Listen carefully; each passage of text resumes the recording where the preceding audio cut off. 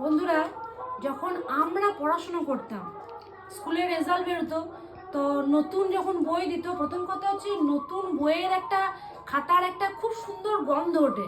তো ওটা তো ভালো লাগতোই, অপেক্ষায় থাকতাম যে কখন নতুন বই খাতা বাবা আনবে আর আমরা লিখবো, দেখবো। স্লেটে লিখতাম, খাতাও তখন এত ছিল না, দেখে দেখে দেখে দেখে লিখতাম, মানে নতুন বইয়ের গন্ধটাই অন্যরকম লাগতো।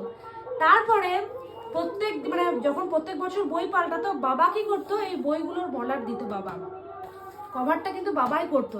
তো বাবা যখন কভার করতো এমনি করে, আমরা কিছু করতে পারতাম না, চুপচাপ এমনি করে বসে থাকতাম যে বাবা দিচ্ছে কি করে দেখবো।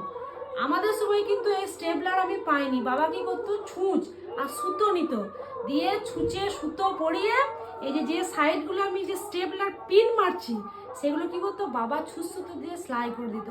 এত সুন্দর করতো যে সে বই ছেঁড়ার ক্ষমতা আমার কেন, কারণ নেই। আজকে মেয়েটার বই কভার করতে করতে আমার কথাটা খুব মনে পড়ে গেল, ওই জন্য তোমাদের সাথে শেয়ার করলাম।